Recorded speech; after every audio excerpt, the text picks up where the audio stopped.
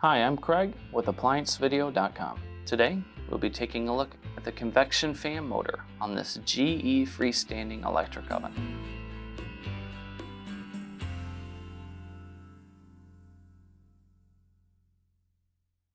Stop. Before beginning any repair, always be sure to disconnect the power to the appliance.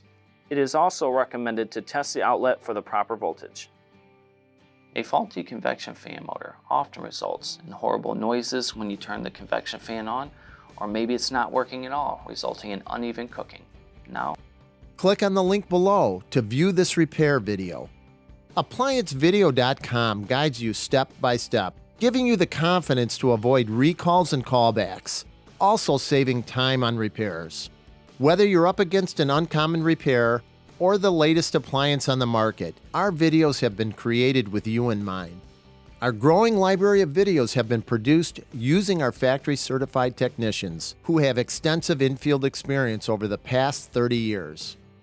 ApplianceVideo.com provides high-quality repair videos that anyone can follow, regardless of their skill level. We are here to help.